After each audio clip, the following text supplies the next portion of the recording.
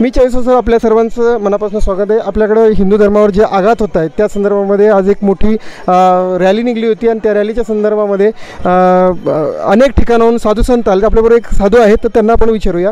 महाराज जी, आप बताइए हिंदू धर्म पे जो अभी आघात हो रहा है, जैसे कि धर्मांतर हो रहा है या जो भी हो रहा है, उस बारे में आप क्या कहेंगे? ये सब विदेशी जो षड्यंत्र है राष्ट्र को तोड़ने वाली, इन शक्तियों का एक सुनियोजित षड्यंत्र है। ये धर्मांतरण नहीं हो रहा है, ये राष्ट्रांतरण हो रहा है। बाबा साहब भीमराव अंबेडकर के मतानुसार ये राष्ट्रांतरण है।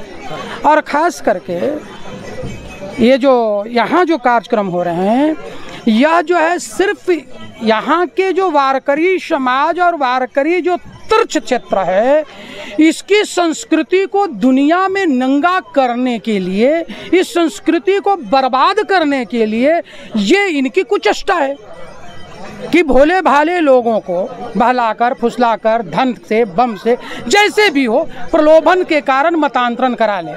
मैं उनको बड़ा स्पष्ट रूप से कहना चाहता हूँ, ये पवित्र नगरी है, यहाँ पर सभी धर्म के लोग रहते हैं, सबके साथ अपनी भाईचारा है, किसी को किसी से वैर नहीं। लेकिन अगर आप भारत के संविधान के अनुच्छेद 51 जो मूल कर्तव्य का अगर आप उल्लंघन करेंगे तो ये अच्छा नहीं होगा।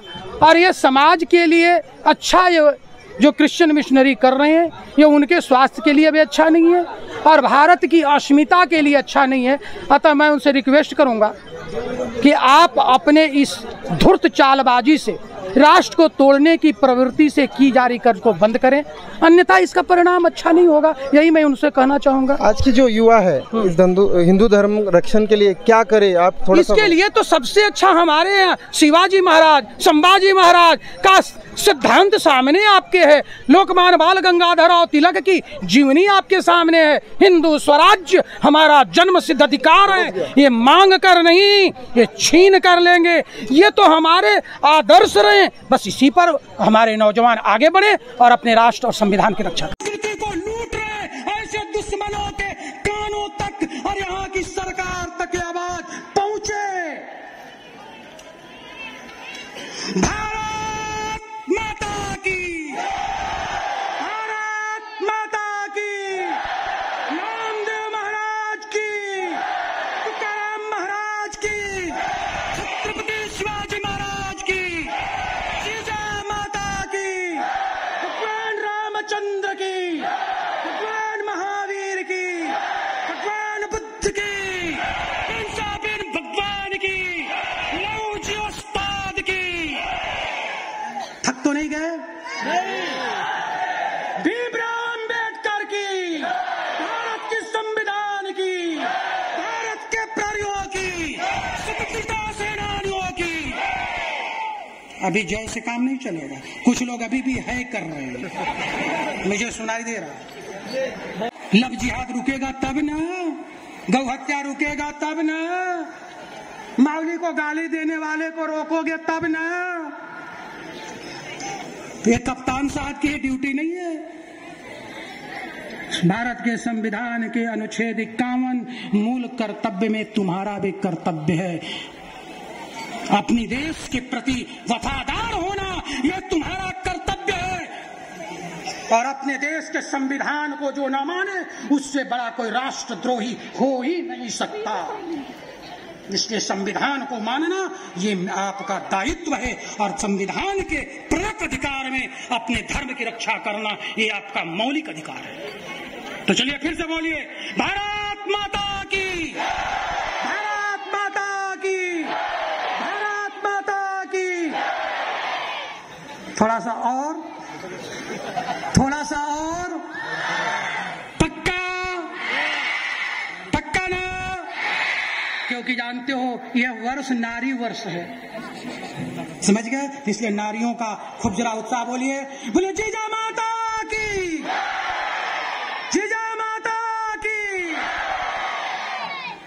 और झांसी की रानी की, झांसी की रानी की, सावित्रीबाई फुले की, भारत माता की, हर हर महादेव।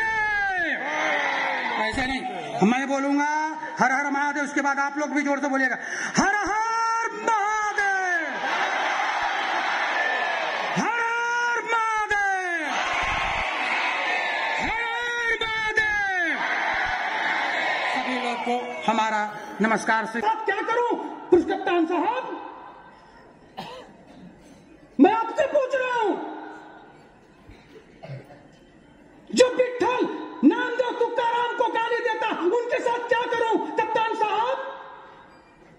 मेरे राम कृष्ण ज्ञानेश्वरी को गाली देने वाले के साथ मैं क्या करूं कप्तान साहब? मेरे पास अनेक पुस्तकें बांटी गई है, उस पुस्तकों में क्या है कप्तान साहब? क्या आपकी इंटेलिजेंस काम नहीं करती और नहीं करती तो भारत का अशोक स्तंभ आपके मस्तक पर है, हम सैल्यूट करते हैं और गाते हैं जन गण मन अधिनायक जय।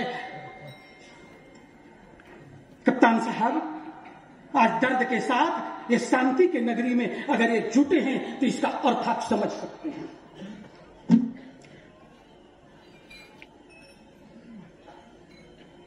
क्रिश्चियन धर्म अंग्रेजों का धर्म क्या है? हमारे भगवान को तुम बंदर कहते हो, तेरा भगवान बंदर, तेरा भगवान पानी, तेरा भगवान हवा, तेरा भगवान आकाश। हाँ फास्टर, हमारा हवा, हमारा पानी, हमारा पत्थर, हमारी पेड़, हमारी नदियां सब चीख चीख कर कहती है कंकड़ कंकड़ शंकर है, और हर श्वास भगवान राम की स्वपवन है। और इसके बिना दुनिया नहीं चल सकती। हमको सेकुलरिज्म सिखाते हैं लोग। अरे जो चींटी को भी चीनी देता है, गाय को भी माँ कहता है, पानी को भी गंगा कहता है, गंगा माँ, गायत्री माँ, गीता माँ, वृक्ष को भी पेड़ में शरबत देने वाले लोग को, चींटी को चीनी खिलाने वाले लोग को जब सांप्रदायिक कह के बोलते हैं तो दर्द होता है हमें भी। हम जय श्री राम कहते हैं तो हम सांप्रदायिक, भारत माता की जय कहते हैं तो सांप्रदायिक, हम कृष्ण की बात करते हैं तो सांप्रदायिक, हम पेंसापीन की बात करते हैं तो सांप्रदायिक।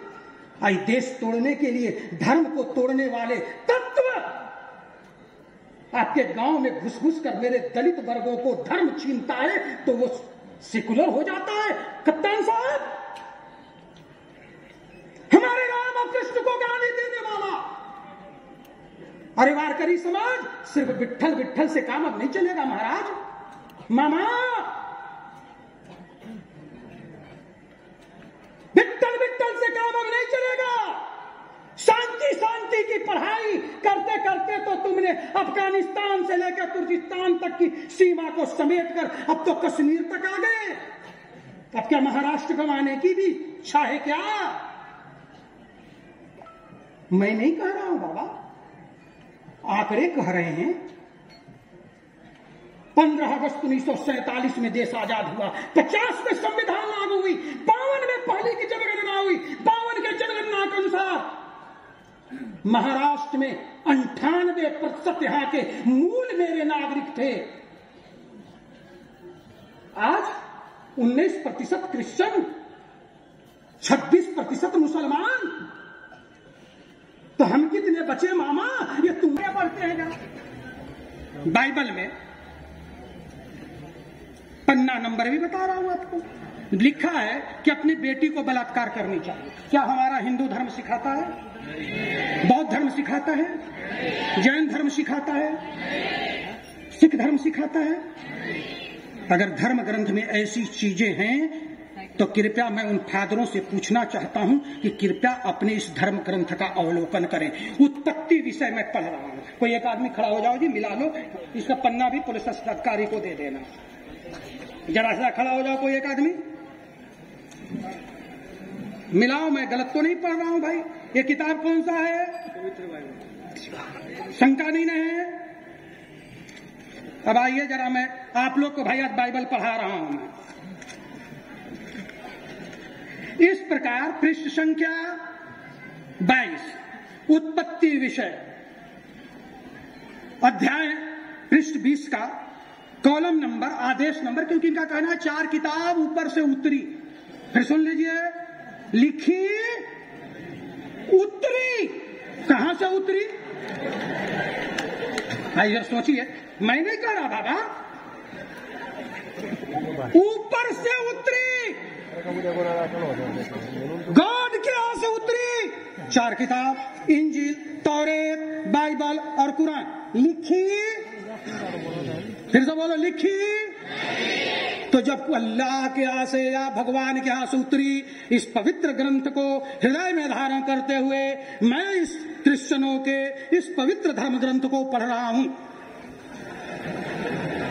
कृपया फादर फास्टर इसका जवाब हमको दे दे।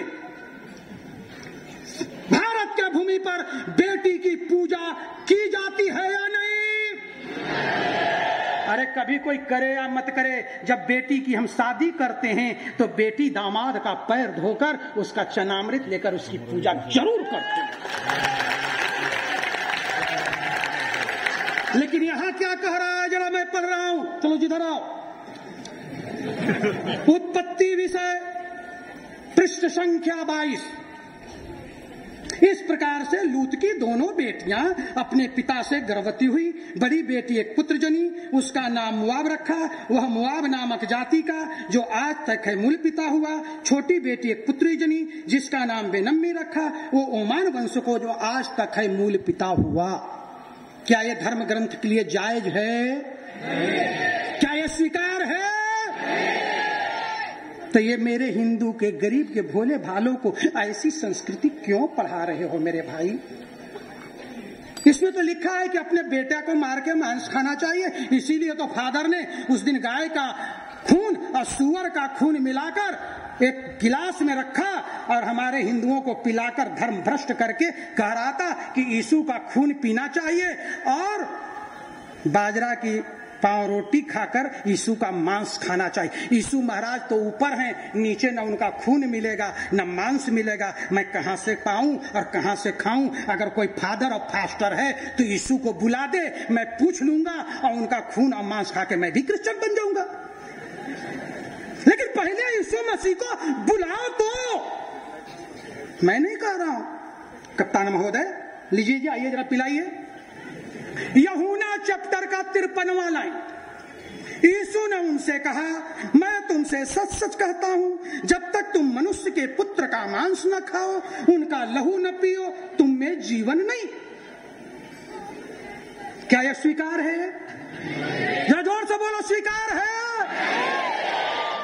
भैया मैं तो अपनी बात तो कह ही नहीं रहा हूं अभी। मैं तो अपनी व्यथा बता रहा हूं। हम तो वैष्णव हैं, हम तो चींटी को भी भैया मारने में पाप समझते हैं। अरे हम तो मसूर का दाल नहीं खाते।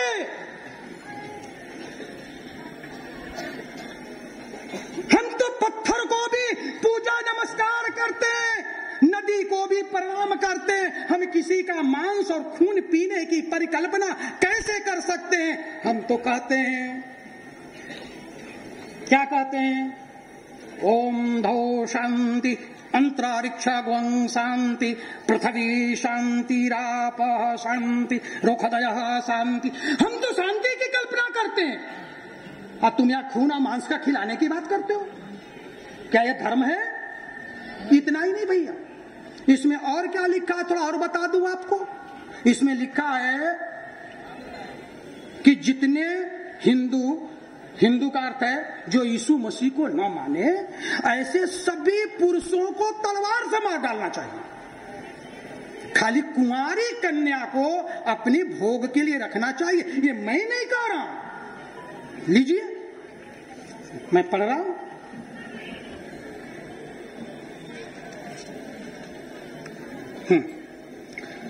पढ़िए, एक 205 नंबर पृष्ठ का 30वां पारा है, 31वां पारा है, सॉरी 31वां पारा है। चश्मा जरा देना भैया।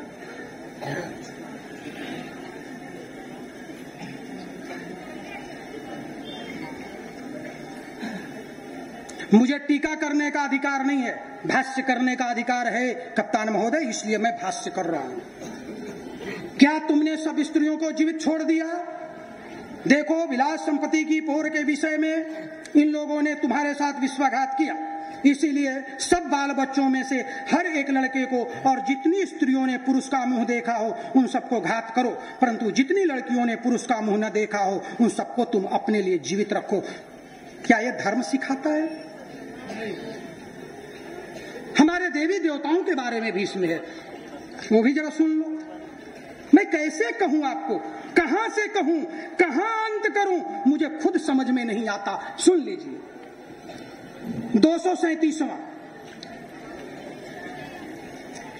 सूर्य या चंद्रमा, आकाशगण या किसी मूर्ति की पूजा की हो या दंडवत किया हो, जो पुरुष या स्त्री ऐसा बुरा काम किया हो, उन सब पुरुषों स्त्रियों को बाहर लाकर फाटक पर लाकर ऐसा पथराव करो कि मर जाए। इसीलिए ये सब क्रिया दुनिया के सबसे गंदा फिल्म जो होता है, मैं नाम नहीं ले सकता, इनके श्रेष्ठ गीत नामक चैप्टर में है। मैं ज्यादा न कहते हुए इतना ही कहना चाहता हूं, मामा, ये देश को धर्मांतरण नहीं किया जा रहा है, ये देश को राष्ट्रांतरण की ओर ले जाया जा रहा है। गांव गांव में आपके नौनिहाल आने वाली अंग्रेजों के 4 शक्तियां हैं, धन शक्ति, बम शक्ति, पैसा शक्ति और एक है दोगलपन शक्ति। इसके आधार पर चलकर इस देश को लूटा जा रहा है। इस पैसे के बदौलत इस देश को धर्मांतरण किया जा रहा है, मतांतरण करके इस राष्ट्र को दुर्गति की ओर ले जाया जा रहा है। अब आप बताइए, उंगली जल जाएगी तो बंडेज पट्टी कर लेंगे, हाथ जल जाएगी तो बंडेज पट्टी कर लेंगे, लेकिन जिसका पूरा शरीर जल जाएगा उसका कौन सा बंडेज पट्टी होगा मामा? हम अदर प्रांत को तो नहीं समझते, लेकिन महाराष्ट्र का प्रांत है, जहां का महाराष्ट्र की भूमि को पहले महाजोड़ राष्ट्र, पहले महान आत्माओं का निवास स्थान, अगर ये महाराष्ट्र न बचा तो ये देश नहीं बचेगा मामा। मेरे राम अयोध्या से जब वनवास के लिए चले थे तो इसी महाराष्ट्र के रामटेक में कसम खाई थी, निश्चरहीन करो मही भुज उठाए प्रणकीन, भुजा उठाकर कसम खाया था कि मैं इस क्षेत्र को निश्चर विहीन कर दूंगा। मामा, आज निशाचर रूपी देश के लुटेरे, फास्टर और फादर पैसा के लोभ में विदेशी धन पर तुम्हारे देश की संस्कृति लूट रहे हैं। कभी कप्तान साहब किसी भारतीय बेटे को, कभी भारत के किसी हिंदू बेटे को भारत माता का जय के सिवाय भारत मुर्दाबाद कहते सुना आपने कप्तान साहब? कप्तान साहब कभी नहीं सुना होगा। लेकिन क्या कप्तान साहब, ये देश गुलाम हो जाएगा तो क्या आपकी अशोक स्तंभ बच पाएगी?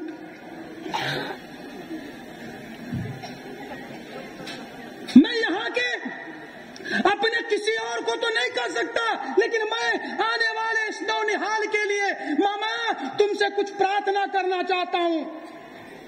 इस पवित्र नगरी को बचा लो मामा। अगर तुम नहीं बचा पाए तो हम भारत का सबसे बड़ा दुर्भाग्य होगा कि अगर पूर्वजों के कुर्बानी पर मिला हुआ तुम्हें आजादी लूट जाएगी मामा। तुम्हें वार करी कहते हैं। तुमने यहाँ से मुगलों को पीटते पीटते बंगाल तक पीटकर भगवान विष्णु की नगरी गया को बचाया था। तुमने काशी को बचाया, तुमने मथुरा को बचाया, तुमने अपने प्रदेश में अब चलखान ऐसे के पेट चीर कर भी अपने महाराष्ट्र की रक्षा की, अपनी जान दी, भगवा झंडा नहीं उतरने दी। आज मामा ये तेरा भगवा, इस राज की सत्तासीन आज भगवा आतंकवाद हो गया। आज भगवा पे उंगली उठाया जाता है मामा, तो भी मैं चुप रहता हूँ। लेकिन जब भगवा को गाली देने वाले लोग गांव गांव में घूमकर हमारे मौली को गाली दे रहे हैं, तब मुझे दर्द होता है। राम को गाली देते थे, मैं कुछ नहीं बोला। कृष्ण को गाली दिया, कुछ नहीं बोला।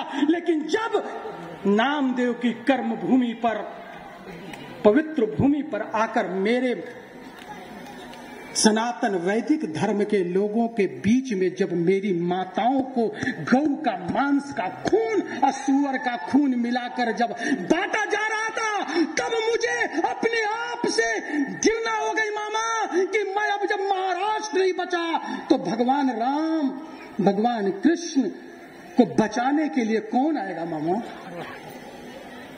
क्या नामदेव जी, क्या तुकाराम जी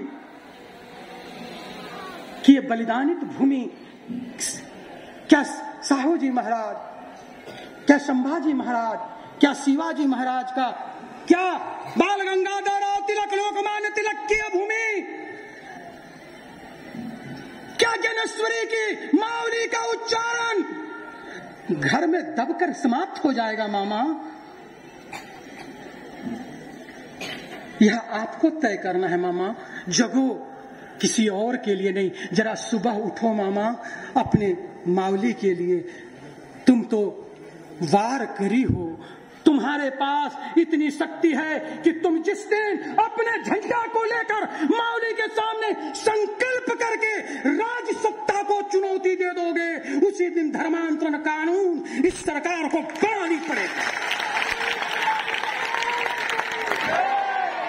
हमने कहा था उत्तर प्रदेश की गवर्नमेंट ने कि जिस दिन एक साधु इसका मुख्यमंत्री हो जाएगा, उस दिन हम धर्मांतरण कानून देंगे। आज सबसे सशक्त कानून उत्तर प्रदेश में कि अब आतंकवादी भी, बदमाश भी अपने छाती पर खड्डा लगाकर चलता है। मैं सुधर गया, मुझे मारो मत।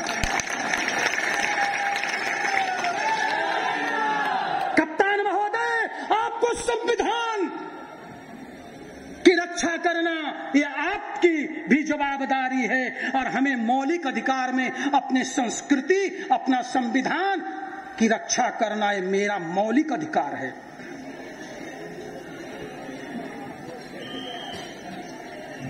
अगर मेरा मौलिक अधिकार छिन्न हो रहा है, मेरे लोगों को, मैं किसी के चर्च में जाकर बात नहीं कर रहा हूं कप्तान महोदय, न किसी क्रिश्चियन का कोई एफआईआर होगा कि किसी हिंदू ने किसी क्रिश्चियन के घर में जाकर हिंदुओं को, क्रिश्चियनों को गाली दी। लेकिन जब हिंदू के घर में, मैं नहीं कह रहा हूं कप्तान साहब, नियोगी कमेटी का रिपोर्ट पढ़ लीजिएगा। हमारे मातंग समाज के घर में घुसकर बेवकूफ बनाकर उनको गाय और सुअर का मांस और खून पिलाया जा रहा है। कप्तान महोदय, मैं कैसे चुप रहूं? मैं आपसे पूछना चाहता हूं, मैं क्या करूं?